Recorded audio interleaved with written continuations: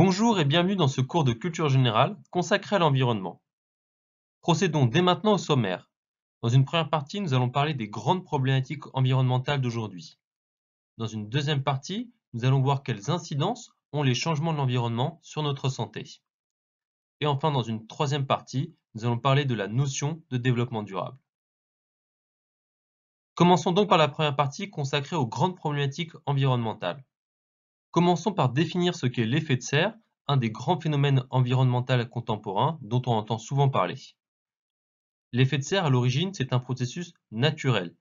C'est celui de l'absorption de la chaleur qui est émise par le Soleil. L'effet de serre provient de la présence de gaz dans notre atmosphère, les gaz qu'on appelle les gaz à effet de serre. La concentration trop importante de ces gaz provoque le réchauffement climatique. Prenez le temps d'étudier le schéma suivant. Comme nous l'avons vu auparavant, la concentration de gaz à effet de serre trop importante dans l'atmosphère conduit au réchauffement climatique. Aujourd'hui, la plupart des scientifiques s'accordent à dire que le réchauffement actuel de la Terre est la conséquence de l'augmentation des gaz à effet de serre, notamment le CO2, dans l'atmosphère. Et tous ces gaz à effet de serre proviennent de l'activité humaine. Ainsi, selon les scientifiques, près de 90% du réchauffement climatique est lié à l'activité des hommes. Citons par exemple l'utilisation de combustibles fossiles comme le gaz ou le pétrole, ou encore la déforestation, l'élevage intensif ou les rejets industriels. Qu'appelle-t-on le trou de la couche d'ozone? En réalité, c'est l'appauvrissement plus ou moins prononcé de la couche d'ozone qui se situe dans notre atmosphère. Cette couche d'ozone, elle est très importante car elle nous protège contre les rayonnements ultraviolets du soleil. Son appauvrissement conduit donc au réchauffement climatique. Notons cependant que selon les chercheurs, le trou de la couche d'ozone a diminué depuis 2000 de plus de 4 millions de km². Une autre grande problématique environnementale contemporaine, c'est la pollution de l'eau. Prenez le temps d'étudier le schéma suivant. Retenez surtout qu'il existe trois grandes sources de pollution de l'eau: les rejets agricoles, les rejets domestiques et les rejets industriels. Autre grande problématique environnementale que nous mentionnons dans ce cours, la pollution de l'air. La pollution de l'air, elle est le résultat de la consommation de gaz, de solvants ou encore de composés organiques volatiles d'hydrocarbures qui sont utilisés pour le chauffage. Elle résulte aussi du développement des transports et du fonctionnement des usines. Elle est la cause de nombreuses maladies et va aussi favoriser certaines pathologies et en aggraver certaines d'autres. Prenez le temps d'étudier l'infographie suivante, elle est disponible en plus gros et en plus clair dans votre cours sous format texte. Maintenant, nous passons à la deuxième partie de notre cours, qui est consacrée aux incidences que peuvent avoir les changements de l'environnement sur notre santé. Première incidence sur la santé, le développement des allergies. Les allergies, c'est une hypersensibilité aux allergènes courants qui sont répandus dans la nature et les habitations. Elles se manifestent notamment par des réactions inflammatoires comme l'asthme ou l'eczéma. Ce qu'il faut que vous reteniez, c'est que la rythmicité des allergies dépend essentiellement de la pollution et de notre mode de vie. On distingue généralement 4 différents types d'allergies. Premier type, les allergies alimentaires, qui peuvent provenir de toutes sortes d'aliments, comme par exemple les œufs, les arachides ou encore le blé. Les allergies alimentaires deviennent l'une des plaies les plus répandues dans le monde occidental, puisqu'on estime qu'entre 15 et 30% de la population est touchée. Deuxième type d'allergie, les allergies de l'air intérieur. En effet, le calfeutrement à l'intérieur des maisons conduit à une augmentation de l'humidité et de la température des pièces, qui vont favoriser l'envahissement d'allergènes comme la poussière ou les acariens. Troisième type d'allergie, les allergies de l'air extérieur. En effet, on estime que la déforestation et les friches en zone urbaine conduisent à la prolifération de graminées et à un risque accru de pollution organique par les pollens. Enfin, dernier type d'allergie, les allergies physico-chimiques, c'est-à-dire les allergies dues à la pollution chimique de l'environnement. Les mutations de l'environnement ont une autre incidence sur notre santé, le développement des cancers. Ce qu'il faut savoir, c'est que le cancer est à la fois favorisé par des facteurs génétiques, mais aussi par des facteurs environnementaux.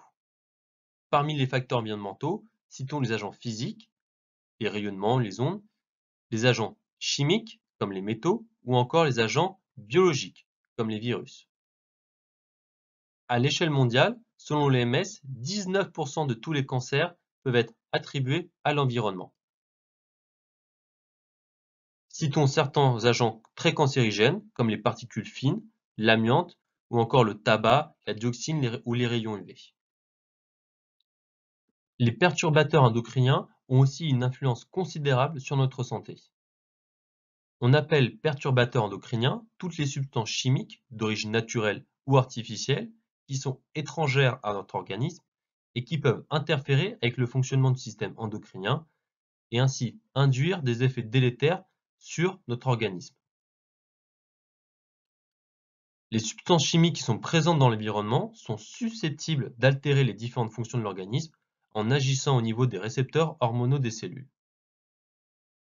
Néanmoins, il faut quand même reconnaître que l'estimation des perturbateurs endocriniens sur la santé humaine est rendue très difficile en raison des nombreuses interrogations qui subsistent sur leur mécanisme d'action. Avant d'attaquer la troisième partie de notre cours, citons quelques mesures de santé publique que nous avons prises en France. On parlera du plan national santé-environnement qui a pour ambition de répondre aux interrogations des Français sur les conséquences sanitaires de l'exposition à certaines substances polluantes. Parlons aussi du plan Écophyto 2018 qui vise à réduire de 50% l'usage des pesticides dans un délai de 10 ans. On citera aussi l'objectif 12 du plan cancer 2014-2019 qui vise à prévenir les cancers liés au travail ou à l'environnement. On parle aussi du plan d'urgence pour la qualité de l'air qui a été mis en place en 2012 et qui vise à réduire la pollution de l'air et à réagir plus rapidement en cas d'épisode de pic de pollution. On parlera aussi du plan national sur les résidus de médicaments dans l'eau qui a pour but de réduire la dispersion médicamenteuse dans l'eau. Enfin, citons le plan particules qui a pour objectif de faire baisser de 30% le nombre de particules.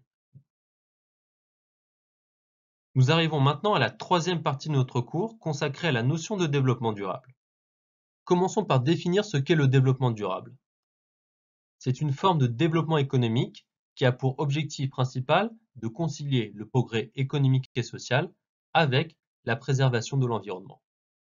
Prenez le temps d'étudier le schéma ci-contre. Ce qu'il faut absolument que vous reteniez, c'est que le développement durable est l'articulation de trois notions: le social, l'économie et l'environnement. Sur cette diapositive, vous trouverez les quelques dates à retenir sur la notion du développement durable. Nous n'allons pas tous vous les citer. Retenez-en quelques-unes. La première, c'est 1997, date de l'instauration du protocole de Kyoto, qui prévoit une réduction pour les pays signataires de 5,2% des gaz à effet de serre d'ici à 2012. Citons aussi le Grenelle de l'environnement, instauré en France en 2017. Il va associer l'État et la société civile pour définir de nouvelles actions afin d'assurer un développement durable en France. Enfin, troisième très grande date à retenir, 2015, la COP 21. L'accord de Paris va fixer comme objectif de maintenir l'augmentation de la température mondiale nettement en dessous de 2 degrés d'ici à 2100. L'essor du développement durable ne fonctionnera que si trois grands acteurs jouent leur rôle. Premiers acteurs, les entreprises. En effet, les entreprises consomment des ressources naturelles, produisent des déchets, génèrent de la pollution, et donc d'une manière générale, leur activité modifie plus ou moins profondément l'environnement. Notons quand même que les entreprises aujourd'hui ont fait de gros efforts et incluent généralement le développement durable dans leur charte ou dans leur stratégie commerciale. Il faut aussi comprendre qu'il existe des avantages pour les entreprises à instaurer des chartes de développement durable. Ça va leur permettre d'augmenter leur performance commerciale et financière ou encore de fidéliser les employés et les consommateurs. Deuxième catégorie d'acteurs qui a un rôle important à jouer, les États. En effet, le développement durable ne peut se faire sans une coopération internationale des États. Et cette coopération internationale, elle est relativement récente dans notre histoire, puisque pour la première fois, c'est en 1992 que 173 gouvernements se sont engagés dans un programme international d'action pour le XXIe siècle, qu'on appelle l'Agenda 21. Troisième et dernière catégorie d'acteurs qui a son mot à dire, la société civile. Citons notamment le rôle important joué par les ONG, les organisations non gouvernementales, comme Greenpeace, les Amis de la Terre ou encore Amnesty International. Elles jouent un rôle très important pour faire avancer les prises de conscience et les débats vers des choix écologiquement rationnels et socialement responsables. N'oublions pas de mentionner aussi qu'à notre échelle individuelle, chaque citoyen doit prendre sa part de responsabilité quant aux conséquences de ses choix de consommation et de son action pour faire changer les choses. Merci d'avoir suivi ce cours consacré à l'environnement. Si vous avez des remarques ou des questions sur cette vidéo, n'hésitez pas à nous envoyer un mail ou à nous contacter directement sur notre plateforme via notre chat. À bientôt sur Prep Academy.